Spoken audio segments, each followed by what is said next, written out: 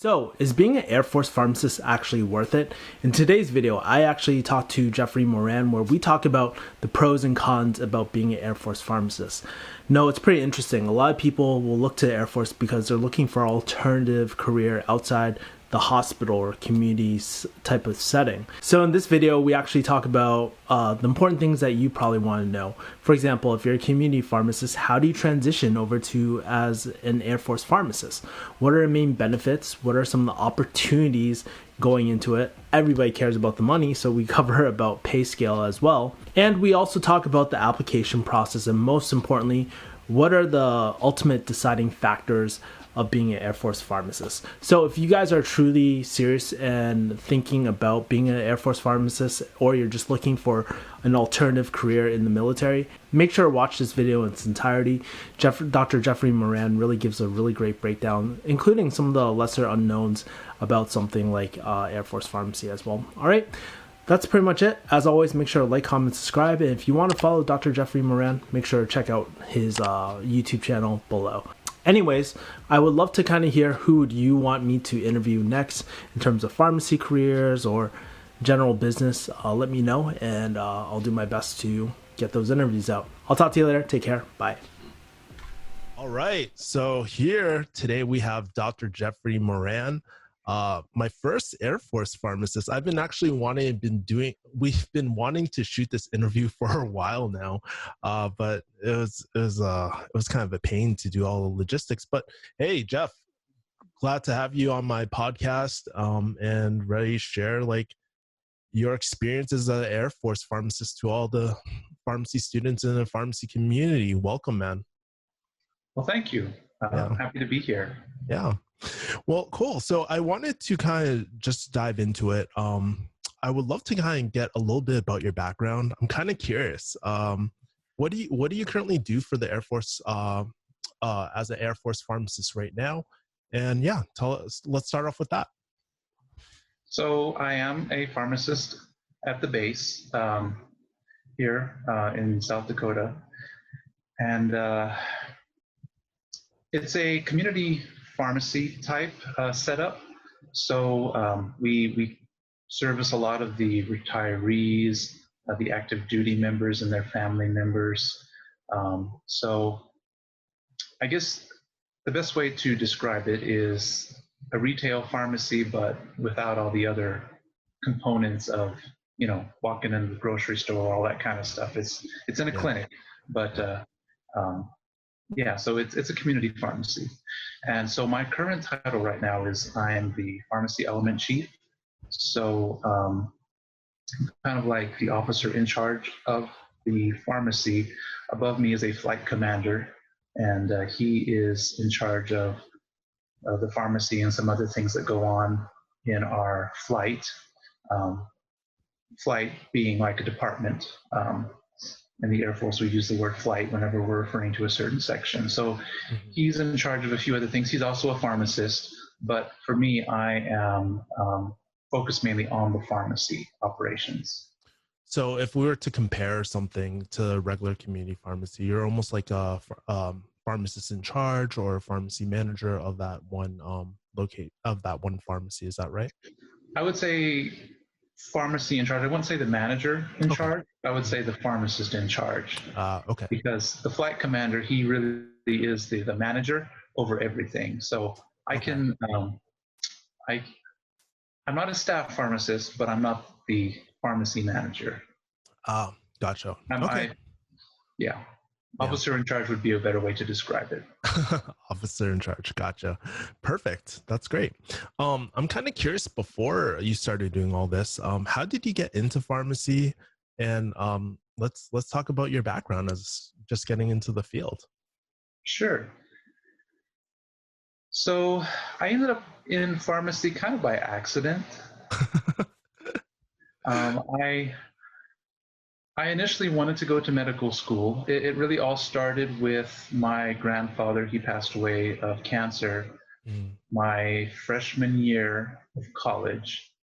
And I wasn't really sure what I wanted to do with my life yet at that time. I knew I wanted to be a minister, a preacher in full-time ministry, but most clergy also have to have a real uh, other job to bring the money in. So I wanted to do something in ministry, but I didn't know what I wanted to do in terms of, outside of that.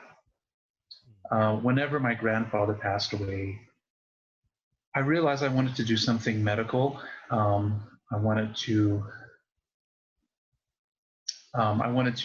give back to my grandfather because he was such a big part of my life, Yeah. and it really impacted me, his death. So that's really what I decided to do. So I wanted to go to medical school. That was my initial thought. So I graduated with my bachelor's degree, and things didn't quite go the way I planned. So while I was a student during my undergraduate years, I was a cashier at HEB, grocery store chain in Yeah. Texas. Mm-hmm. And when I graduated, they had an opening come up for a pharmacy technician in the pharmacy, and they asked me if I would like to do that, if I was interested. So I said, yeah, sure, why not? So I went over there to the pharmacy as a part-time pharmacy technician. And honestly, I had a rocky start at first. It was not what I expected. I had no exposure to the pharmacy world before that. And it was quite an eye-opening experience. I didn't think I was going to make it just because of, well, anyone who's in pharmacy knows that you have to be pretty much perfect on as much stuff as possible. And I found that difficult at first, especially at the speed that we were having to go. So, but I learned a lot. I stayed with it, kept with it, learned a lot. And after I did that for about 2.5 to 3 years, I thought, instead of medical school, why don't I do pharmacy school? I'm already in this, and I'm starting to like it now. Yeah. So I did that. I'm kind of curious. Wait, just to stop you right there really quickly. Sure. Where was that switch? Like, what made you decide, hey, I'm not gonna do medical school anymore because I want to do pharmacy school? Because that's very everybody's story is a little different with that. I'd love to kind of hear from your perspective. Well, I guess I guess a lot of it had to do with just the entrance requirements and the competition to get into medical school. I realized, well, let's put it this way. I took the MCAT. Yeah. And I realized that I didn't really think quite the same way that the MCAT requires someone to think when they're taking it. Yeah. So I decided to try the PCAT, and preparing for the MCAT actually prepared me for the PCAT better. So I took the PCAT and got a pretty good score on it. And I just realized that because I already had the experience in pharmacy as a technician, and because I seemed to be doing better on the entrance requirements and the PCAT and just the way that we're required to think in pharmacy versus medicine as a physician, I felt like it was a better fit for me.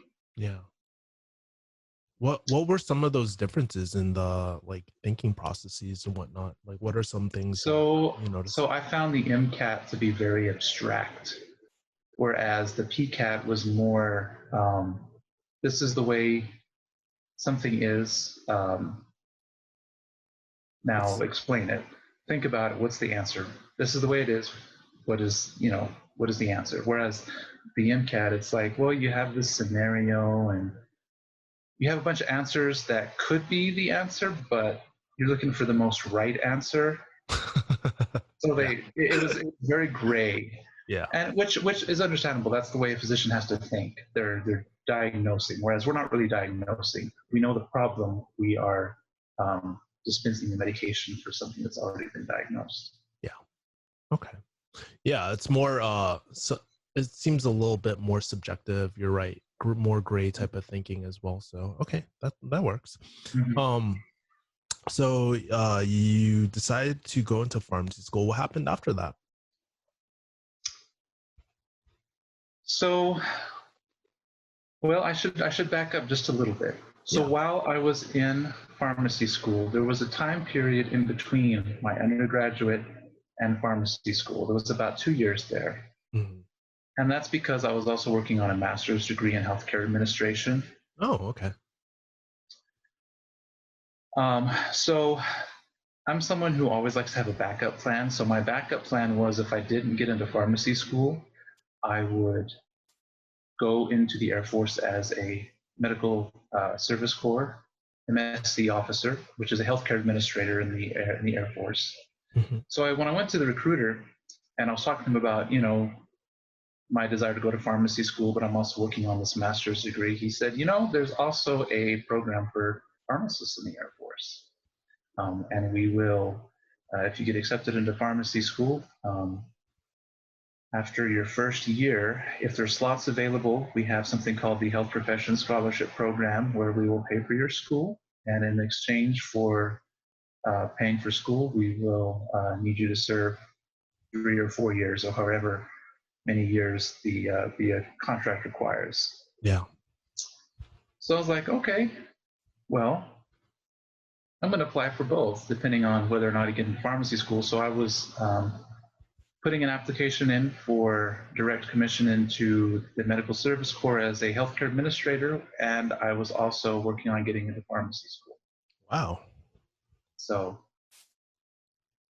So I got accepted in, obviously. So I withdrew my application for the medical service corps and told the recruiter I would stay in contact with him, Mm-hmm. and I would just keep asking if there was going to be any slots coming open for the pharmacy health profession scholarship program. So I stayed in touch, and when a slot came open, I applied. Now, were you looking at any other careers at the same time as when you were considering these options as well? Like in terms Yes, of I was. I kept all my options open. I was working at a independent store for a summer in the town where I was going to pharmacy school. I also maintained my employment with HEB Pharmacy as a part-time technician, and I was working a couple of times out of the month just to stay with them. So my initial thought was that I would probably end up as a pharmacist with HEB because that's where I was already employed.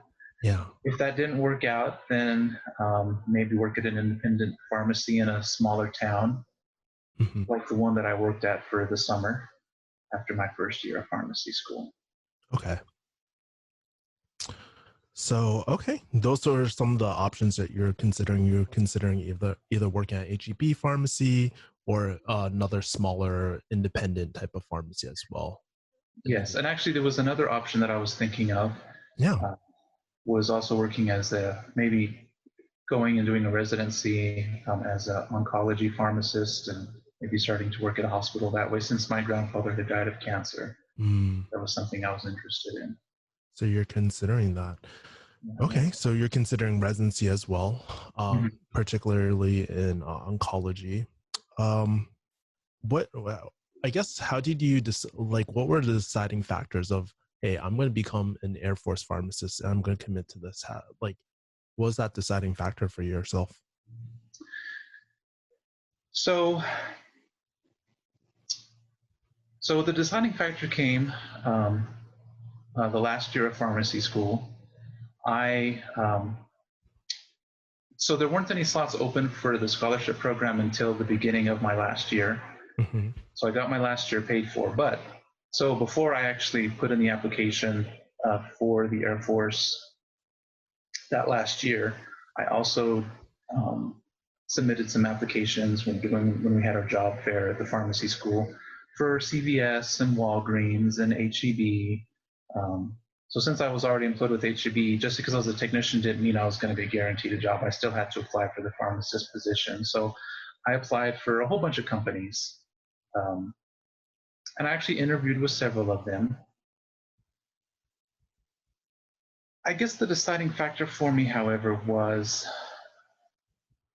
let me put it this way. My thoughts on retail pharmacy is, depending on the company that you're a part of, it can be great or it can be terrible. Yeah. If I was going to be at a retail pharmacy, I would want to be with HEB because I've already had experience with them. And I think that in Texas, HEB is probably considered the Cadillac of retail pharmacy. They at least when I was there, they treat their pharmacies and their pharmacists and their technicians well. Mm. Whereas other companies, I've heard a lot of horror stories. So when I was doing my interviews, one of the questions that I would ask after I was interviewed is, what is the culture like at your company? Is this a company that I want to work for? That was my thought. So I asked that to, for example, the CVS interviewer. And the first thing he told me was, well, our healthcare isn't very good. Like he totally was like totally destroying his own company. Yeah. And I just didn't want to work at a place like Walgreens or CVS where you're just basically an overpaid fast food manager, it seems. That's how it Yeah. feels, because you're just trying to churn as many prescriptions out as possible. The Air Force, on the other hand, one of the things that makes the military, and this isn't just the Air Force, this is all the branches, one of the things that makes the military so different is our number one objective is not making money or a bottom line. Yes, that's important. Our primary objective is ensuring that the mission is done and complete. And that mission being protection of the United States of America and our interests. So that means we are to take care of our airmen, our active duty military, and their family members. And even though we do try to save money and we do try to have a profit in our respective departments and areas, that is the number one priority, is making sure the country is safe and our airmen are taken care of. Yeah. That's really, I mean, that I can just feel that because there's a lot more impact, and there's a very strong vision or why behind everything, rather than just, hey, our healthcare is bad, right? So that's so funny that that's how they responded to that. Yeah, and he was talking about how bad their health insurance plan for their employees was too. Really? Yeah. Did a great job convincing you. Yeah. Oh my God, that's crazy. Yeah. And so with that being said, with that vision, I guess, like ensuring the protection of the US in its best interest, right? How do pharmacists kind of play within that role, I guess, of that vision? So there's many ways that we play into that role. Probably the most direct way that we play into that role is, for example, our pilots in the Air Force that fly the airplanes. We have to make sure that they get their deployment medications if they're being deployed or if they have a mission. So when our pilots fly overseas, for example, many times they are, flying from somewhere in the US, and that's a long flight, and they have to stay alert and active. So there are medications that they have to take, and it is our job to make sure that they get those medications. If they're deployed, if they're going to a dangerous area and they have a health condition, we need to make sure they're getting their medications. And we also want to make sure that they have a stockpile of medications so that if they get attacked, that they can take care of themselves. So a lot of people don't think of pharmacists as being in the military, but I've realized that we are very integral because, we're a big part of the healthcare system, the hospitals, the clinics, those types of things, and even the family members of the airmen and the pilots. Whenever you're deployed somewhere as an active duty member, you don't want to be worrying about if your family's taken care of. Your wife or your kid calls you and you're trying to defend the nation and they're telling you that you're sick. You don't want to have to worry about that. You want to know that they're taken care of. So it's our job to make sure that they're taken care of. And also we take care of the retirees. So those that have served our country, one of the benefits that they get after they retire is they do have TRICARE, and so they can utilize the pharmacy on base. So that's to make sure that we retain people in the military. The retirement is a big part of retaining people in the military and the healthcare that they will get when they retire. So really helping essentially the service people in the Air Force, their families and retirees as well through TRICARE and whatnot. Okay, Yeah. that's really great. All right, and I guess what are some of the let's say if somebody wants to go into something like Air Force pharmacy and become an Air Force pharmacist, right?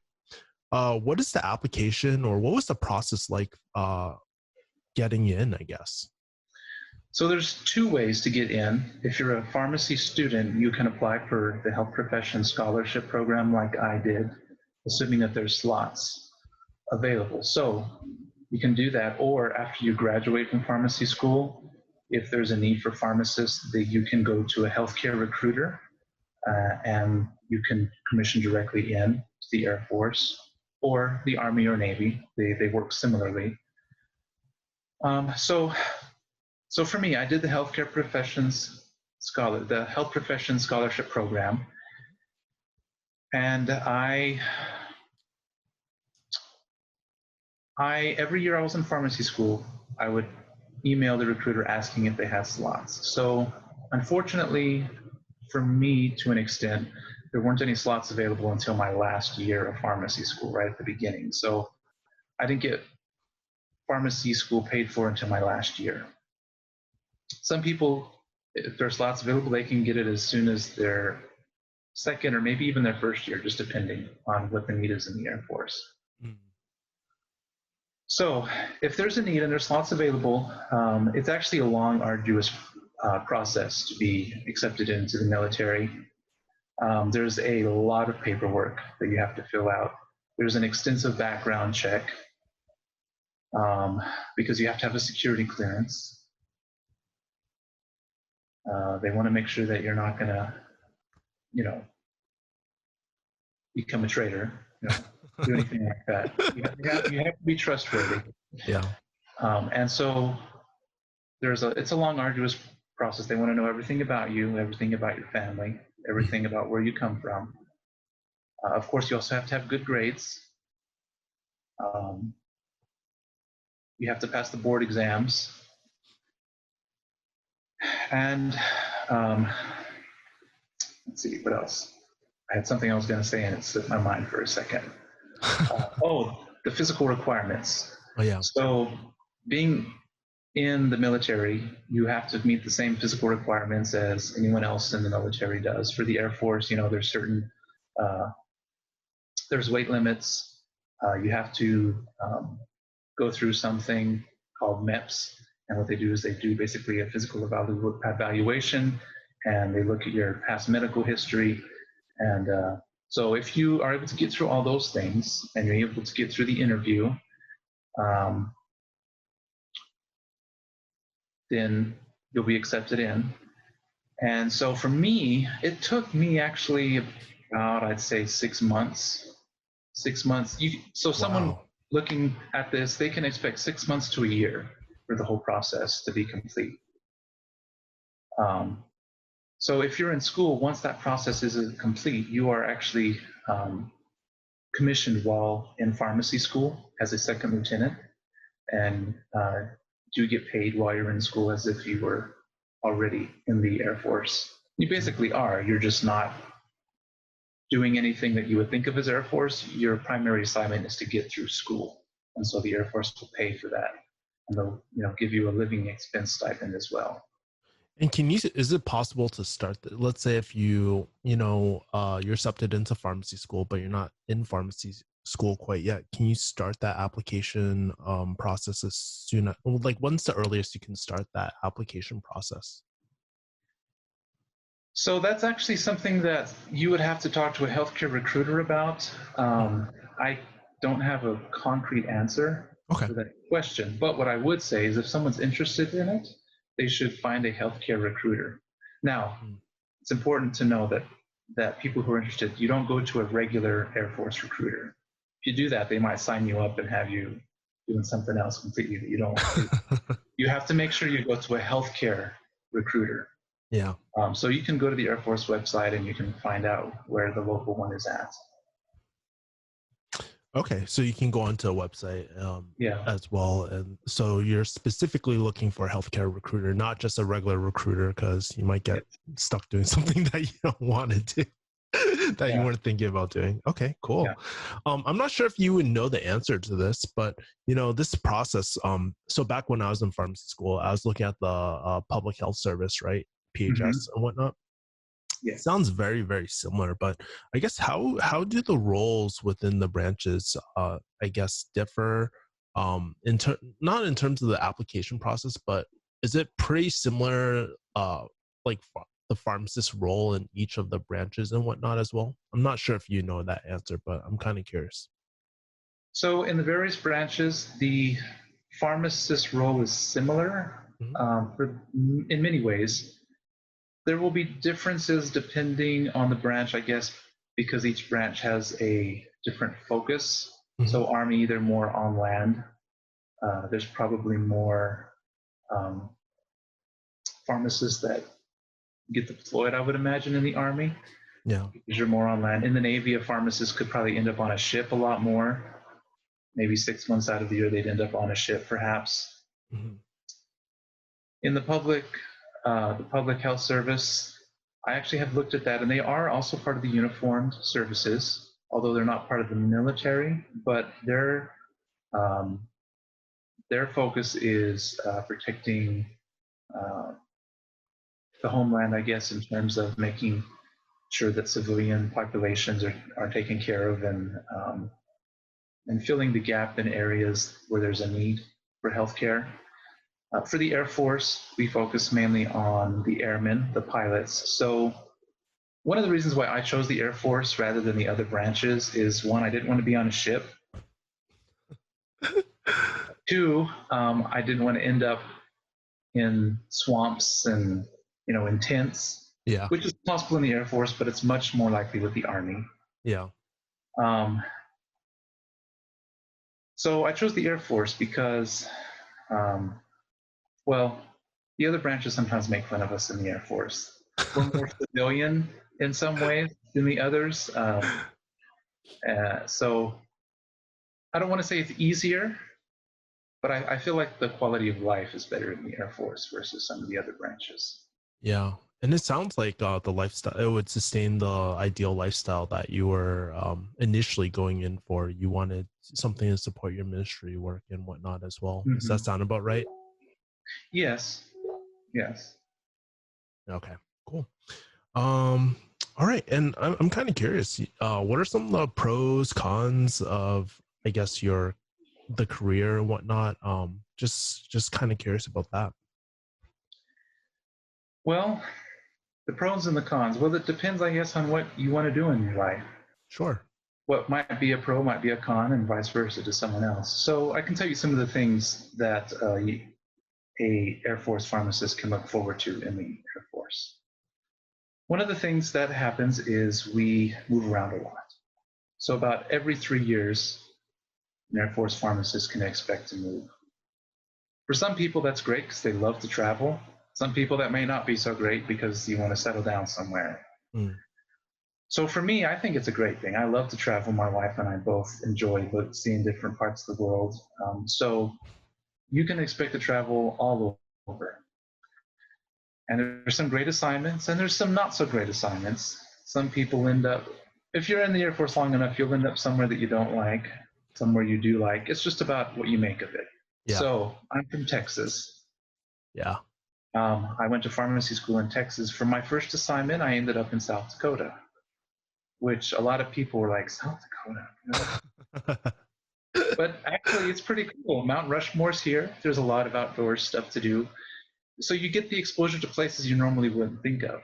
Yeah. Um, there's also bases in Europe, Asia, all throughout the United States. And then there's the chance for deployments to places that you wouldn't normally be assigned if you're going with your family, places in the Middle East, places in South Africa, in Africa and South America for humanitarian missions. So there's a lot of travel. That's a good thing or a bad thing, depending on what you want. Um, some of the other things that I think are great is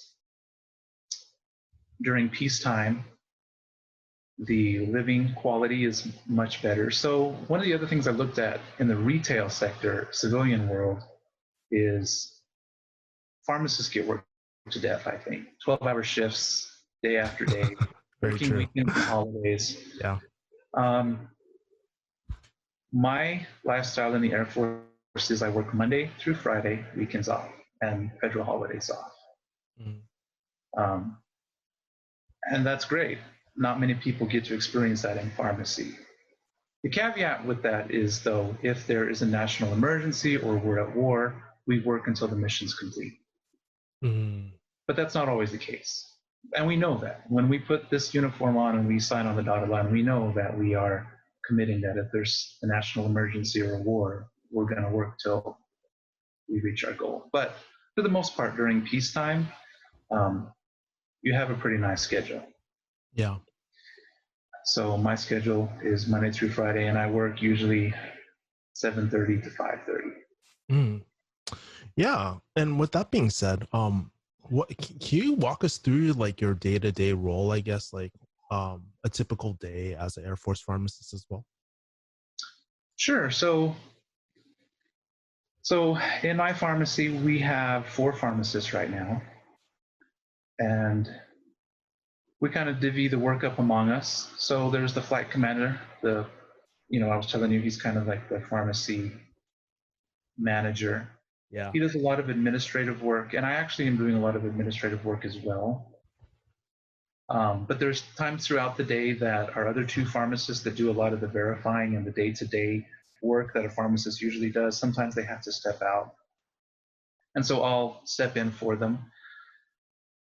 So there's a lot of pharmacy verification, counseling patients, of course. Mhm. One of the things that we do that's different than other pharmacies is prior authorizations. So Mm. unlike a lot of retail pharmacies where you just run the prescription through the computer and submit the claim to the insurance, in the military we only deal with one insurance, and that's TRICARE. TRICARE. Yeah. So we don't even process prescriptions like you would normally think of. We just fill the prescriptions, and there's another area in the clinic that takes care of all the bills and all that kind of stuff. So we don't even handle cash or anything. We just That's true. dispense the medications. But we do have to do prior authorizations in the pharmacy. So there are medications, of course, that are non-formulary with TRICARE. So part of my day will be looking at the prescriptions that are for non-formulary drugs, seeing if the patients qualify, calling doctors' offices, and that kind of thing. So the truth is in many ways, it's not that much different, but there's a few little things that are different. There's more, I would say there's more administrative work that we do. Mm. Okay. And I guess in terms of being an Air Force pharmacist as well, what are some of the career paths that you can go? What is the, I guess, trajectory of like upward movement and whatnot as well? Where can you see yourself in X amount of years, I guess? So there's a few different things. I'd say the most common thing is for people that want to stay in the military for 20 years as when they come in as pharmacists. If they want to do that, they have to realize they won't stay in the pharmacy. It's called the command route. So they'll probably start off as a staff pharmacist like I did, and then maybe become a pharmacy element chief, officer in charge of the pharmacy, and then progress to a flight commander where you're in charge of the pharmacy and then maybe a few other areas in the clinic, and then a squadron commander where you're in charge of probably half of the clinic. At that point, when you become a squadron commander, you're not in the pharmacy. You're basically an administrator running the different various departments. Beyond that, then one could become a group commander where you're actually in charge of the whole clinic. Wow. And depending on the size of the clinic, at that point you would be like a lieutenant colonel or a colonel. So as one moves through the ranks, as they become at a higher rank, then they'll also get more responsibilities and more job titles. So when one comes into the Air Force as a pharmacist, they'll come in as a captain. Next is a major, and that's where one becomes a flight commander typically. Hmm. Squadron commander is usually a lieutenant colonel, and then group commander is usually a colonel. Hmm. Um, and then, if you stayed in long enough and moved up high enough, you could even become the surgeon general. Yeah. That's But awesome. that's quite a ways up. Yeah, sounds like sounds like it's quite a journey, but it's great to know because I think one of the things in community pharmacy is that the sentiment is that you feel always capped. So it's always great to kind of hear the different career paths that you can go within the Air Force as well. That's great. Um, I guess if I were to circle back to application process, right? I guess what are some things to consider? I guess for students who are trying to go into this career path, what are some things to consider before signing on that dotted line, as you put? Well, of course, if one wants to become an Air Force pharmacist, they have to consider that they're joining the military. So once someone joins the military, pharmacist, for example, even though you're a pharmacist, you're an officer first. Sometimes being a military officer and being a pharmacist go hand in hand. Sometimes both of those roles kind of go against each other. So um, just have to be aware that you are in the military and you're going to have to deal with the things that come with that. Mm. So I guess probably the most concrete, objective thing that I can give as an example with that is, so for example, once one joins the Air Force as a pharmacist or a physician or a chaplain, whatever, you still have to go through officer training school, which is basically the officer version of boot camp. Mm. So many times professionals who've gone through school like pharmacy school, they don't appreciate being yelled at by the trainers and all that kind of stuff. But that's part of what being in the military is, Mm. and it's not really that bad. You get through it, and then you get to your base, and you find out that uh, life is actually pretty good in the military. Mm-hmm. But you do have to go through that. It's kind of like a initiation Mm. type thing. You have to go through. You just have to go through officer training school. Um, some of the other things you have to deal with is the bureaucracy. Mm. Yeah. That goes along with being part of a government agency. And there can be a lot of bureaucracy. It can be very frustrating for a pharmacist at times because you just want some Tylenol. That's all you want. You just want to get some Tylenol in your pharmacy, but sometimes it can be bureaucratic just to get that. Yeah. Um, and sometimes also, I'd say probably, I would say probably one of the things that annoys me the most is sometimes the computer system that we use in the pharmacy. So a lot of the retail systems in the private sector, uh, I think they can be more up to date, newer, and quicker. Whereas we're still working with older equipment sometimes, and that's just because of the bureaucracy in the government, and that can be frustrating. Mm. And some people don't really mind. It doesn't really bother me a whole lot, but some people I know have left the Air Force because they just couldn't handle it. It just got under their skin too much. The ancient the ancient system. Gotcha. Yeah. Kind of curious as well. Let's say if somebody is, I mean, we've been focusing a lot of pharmacy students and whatnot, but let's say if somebody is like 1 or 2 years in their community career or something, they're looking for something else. Um, is it, well, first of all, is it possible to go into the Air Force? And if so, how would one kind of transition as well? Is it the same process as what you outlined before? So someone who's already licensed and Mhm. already has been working as a pharmacist. So Yes. yes, so they would still have to go to a healthcare recruiter, Hmm.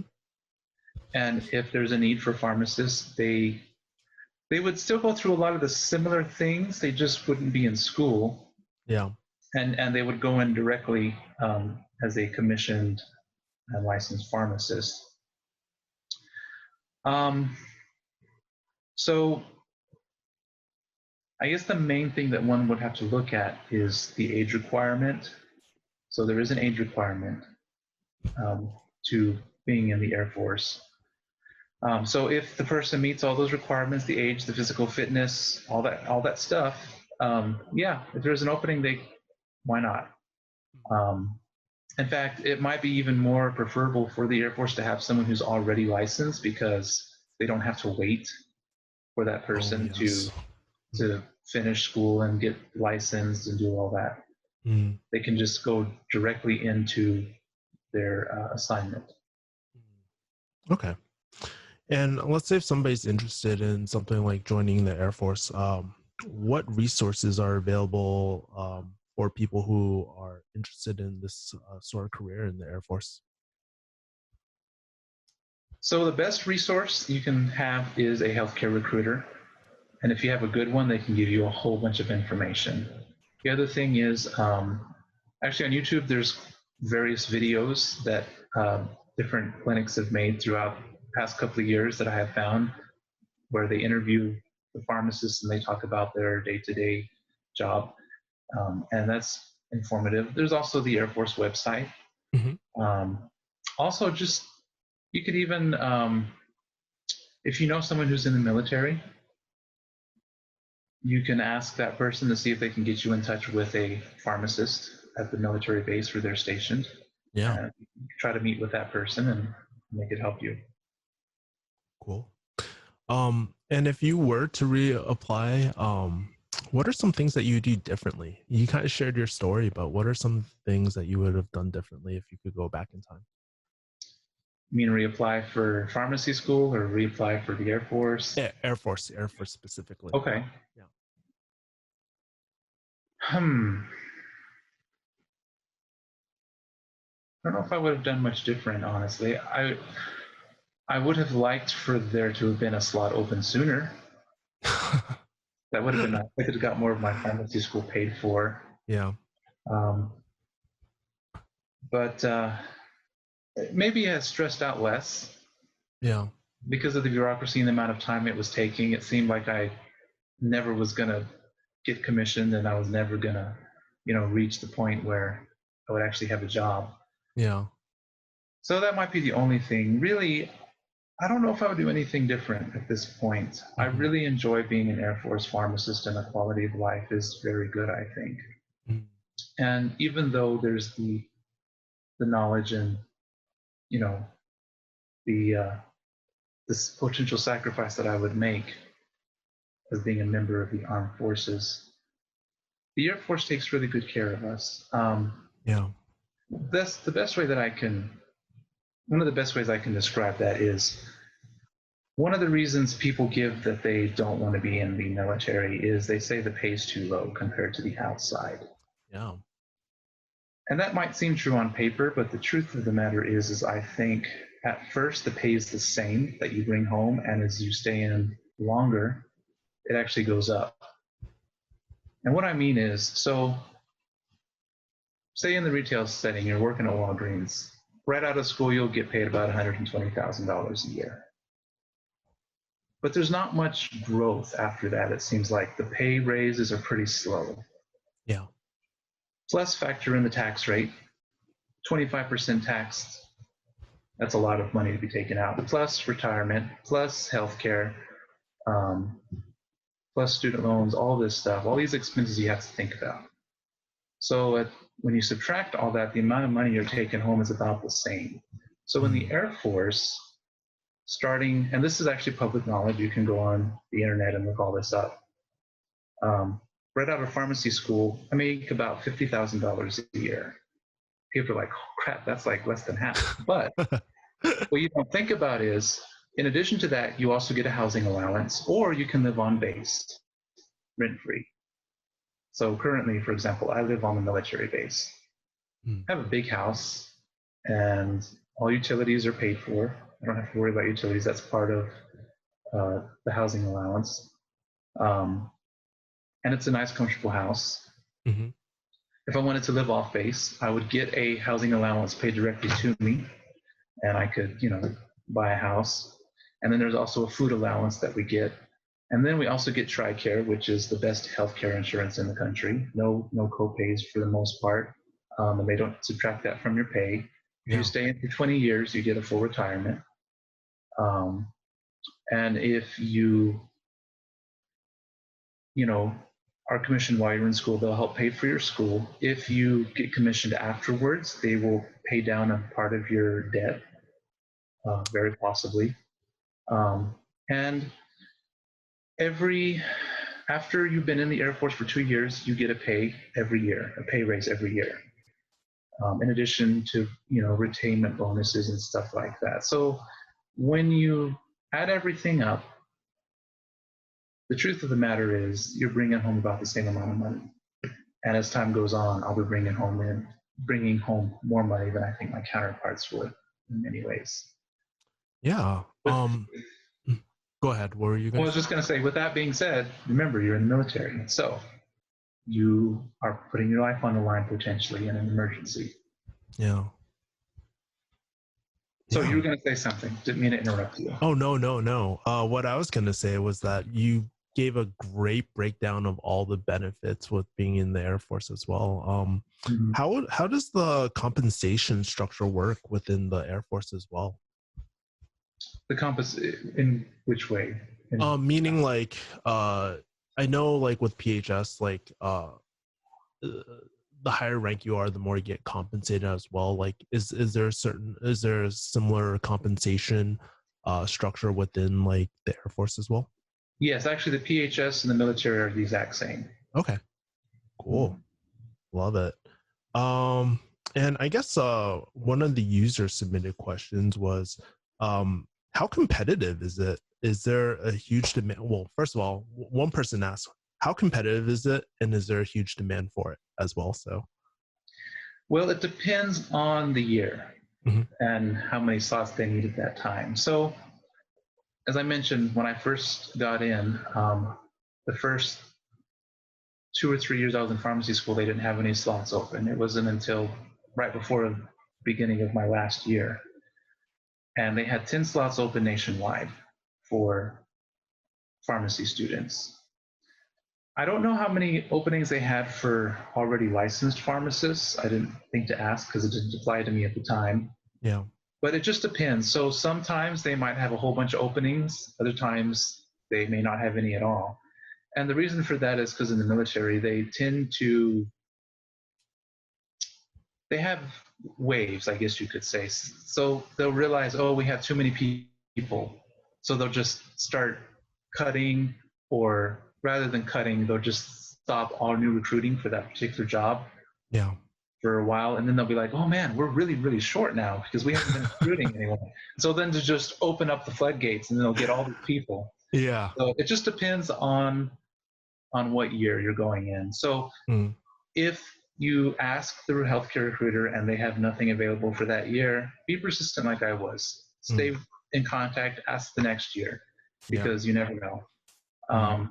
So whenever I applied, like I said, there was 10 slots nationwide. And I honestly thought, oh my gosh, I'm never going to get this job. 10 nationwide. But I still applied. And you know what? I got it. I just got it. I don't know how many people applied. I don't know how competitive it was, to be honest with you, because I don't know what the pool was. But I feel like it may not have been as competitive as I thought because I don't think it's something a lot of people are aware of. Mm. No one in my pharmacy school, in my graduating class, even thought about or applied Mm. for the military. I was the only one. Wow. That's pretty interesting. And with that being said, too, another user submitted question was, what are they really looking for in a potential candidate? I guess what could help you stand out? I guess what are some certain things? So, one, of course, you have to be competent as a pharmacist. And two, you have to be a leader. Mm. So being an officer, so as a pharmacist, you're automatically an officer. You come in as a captain. right out of pharmacy school, which is to a lot of people outside of the medical field in the military.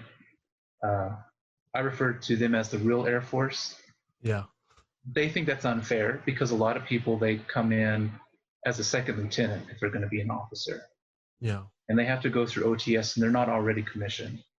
So as a pharmacist, you come in already commissioned as a captain. So most people have served already about 5 years as an officer before they even get to captain. Oh, just to stop you for a second, when you say commissioned, what does that exactly mean, I guess? So, so officers commissioned into the Air Force, enlisted people enlist into the Air Force. So there's two components of the military, and this applies to not just the Air Force, but all of the branches. There's the enlisted force, and then there's the officer force. So officers we commission. So basically what that means is we take the oath that we will defend the country against all enemies, foreign and domestic. We will defend the Constitution, and we will be leaders. We will lead the enlisted force. So the enlisted force are, they have more technical expertise. They're the ones that many times come in right out of high school, and they'll stay in until they're like a sergeant, tech sergeant, master sergeant, senior master sergeant, whereas the officers, we're the leaders, we're the ones that command. So the first rank for an officer is a second lieutenant, and then you have first lieutenant, and then you have captain, then major, then lieutenant colonel, and then general. So that's what I mean by commission. We are taking an oath that we will lead and defend the Constitution and the country. Okay, that makes a lot of sense. So yeah, so we are expected to be leaders and competent pharmacists. Okay. And another user submitted question, or another submitted question was, what are the physical demands? What are some of the physical demands in the Air Force? I know that you're talking about you have to go through the training, but is there any continuous like physical requirements that you have to maintain, I guess? Yes. So part of being an Air Force officer, and this goes for the enlisted as well, you have to have a PT test done every 6 months or a year, depending on your score. So you have to stay in physical shape, good physical shape. So in the Air Force, some of the other branches would say we have the easiest PT test, or at least one of the easiest. So it also depends on the age. So I'm older than 30, so I'm in the 30 to 40 age range. So for someone in my age, the requirements when they do the PT test is you have to run 1.5 miles in no more than 14 minutes. 14 minutes. You have to do 50. It's 50 plus. I think it's like 57 sit-ups in a minute, and about 57 push-ups in a minute. And then they also measure your waist. Yeah. So those are the requirements that you get. I wasn't completely right when I said 57 push-ups or sit-ups in a minute. So that's where you max out your score. There is a minimum you can get. I'm not sure what it is because I always go for the maximum when I'm doing my PT test. Yeah. But you don't ever want to go for the minimum, because if you fail your PT test and you fail to reach that minimum, you can actually jeopardize your career, especially for an officer. Since we're also leaders, you are expected to demonstrate physical ability because you're leading your men. And if you fail, what does that look like to the people that you're leading? So if an officer fails a PT test, that's a career killer right there. You won't get promoted, most likely. And if you don't get promoted, your career ends. What happens if you get injured or something? Let's say if you, I don't know, tear your ACL or something like that. Are there any amendments to that, or like what do they do in that case? Yeah, so if you're already in the Air Force and you do get injured, there are some waivers that can be applied. A Physician has to be the authorizing official, though, for that. As far as I know, I haven't ever had that happen to me yet. Hopefully, it never does. Knock on wood. Um, but yeah, so there are people I know of who have had waivers, and they'll do a modified PT test, and then eventually they'll have to be reevaluated, and they'll be determined. It'll be determined when the person can do a full PT test, or if they can at all ever do one. So that's how that basically works. Okay, cool. I think this is the last submitted question, but I also had a question about clinical roles. Are there more clinical roles? I mean, we talked about like more of the community type of roles within the Air Force. Is there upward trajectory for like more clinical roles as well? There are clinical roles. They're not as many as outside. Now, so the Air Force does have hospitals. There are military hospitals. And in those settings, one would most likely find a clinical role. The caveat with the clinical role is, and I think this is one of the disadvantages of being in the military, in order to be promoted, the military tends to look for leadership abilities. And because of that, people that stay in, typically they try to go through the command route, which is more leadership, administration, manager type stuff, managerial, going that trajectory. I think one of the things that the military could work on better in terms of their clinicians is looking at the clinical work as equal to that, and they're trying to, at least in pharmacy, they're trying to. They're making strides in that, but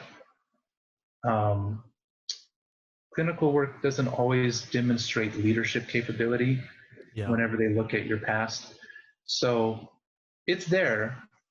But if you do want to stay in clinical rather than do a command route, you have to find things to demonstrate your leadership capabilities. You have to find ways to demonstrate that beyond the normal, oh, I want to be the next flight commander, or I want to be the next squadron commander.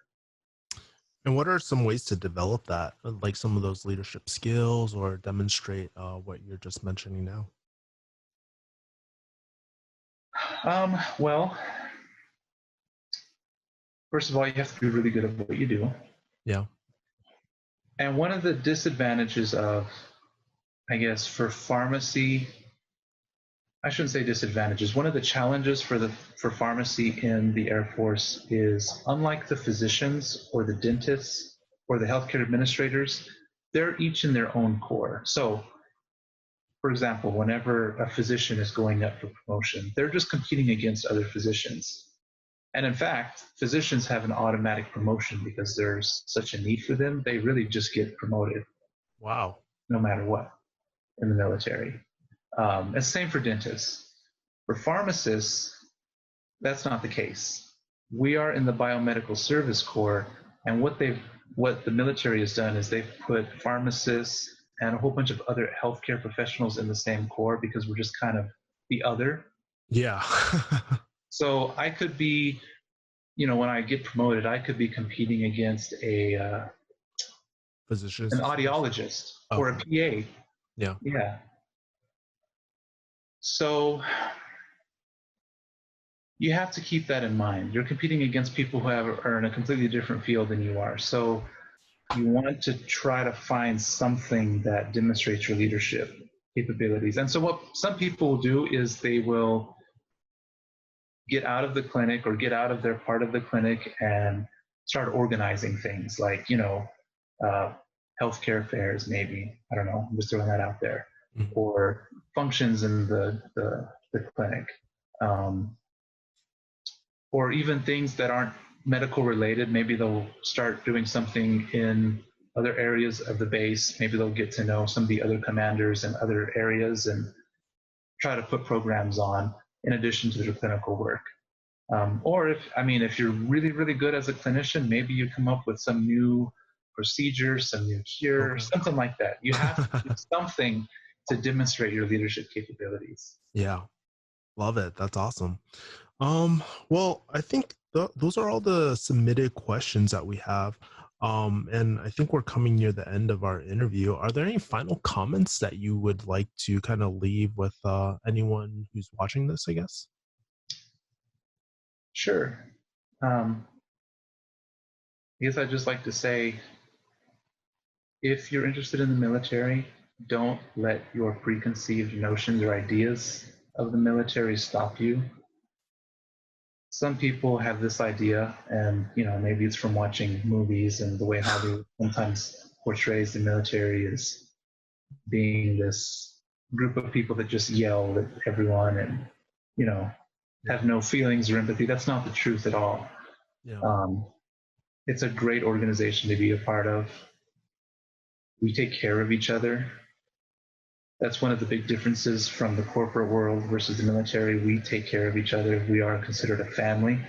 And when I came into the Air Force, I had a lot of things going on in my personal life, and they took me under their wing and they helped me get through it. They took care of my family. If I was working at Walgreens, CVS, or another company, if I couldn't make it to work, I'd probably get fired. Yeah. But if I can't make it to work, they find out why. They find out what the situation is. Are you taken care of? Is your family okay? What's going on? They take care of you. Um, it's a much better quality of life. So, something you should look at. Yeah. And the other thing I want to say, Mhm. because my public affairs officer asked me to make sure that we're taking care of ourselves in this time with COVID-19, just want to make sure as a healthcare officer, as a pharmacist, that they're taking care of yourselves out there. Please, please emphasize to your patients, wash your hands, social distancing, you know, stay home if you can, take care of yourself. We want to get through this as a nation. We want to get through this together. We want to take care of each other. So, yeah, take care of yourself and your family. Don't get caught with COVID-19. Great message. Well, it was a blast having you. Found out so much about kind of like the Air Force pharmacy as well. If you guys want to follow Dr. Jeffrey Moran, I'll leave his information below. You're starting up a YouTube channel, is that right? Yes, I'm trying to. Yeah. What is it? Have you decided what it's gonna be about? Well, so as I mentioned earlier, I'm also in ministry. I'm a licensed minister in the Church of God in Christ. Yeah. And I think I want to do something with that in regards to my YouTube. I'm going to probably have some pharmacy stuff in there as well. Yeah. But I want to focus on ministry and the gospel. Yeah. And it's great just to kind of circle back to something that you said. I mean, that was the whole point, right? You want to focus on ministry work, and it's really great to see how something like that, being an Air Force pharmacist, kind of supports that initial vision that you Mhm. had as well. So, yeah, Yes. thank you so much. Maybe we'll do a part two if there's other questions that you guys have. But hey, thank you so much, Dr. Moran. Thank you. I enjoyed being on this, and I wish you the best.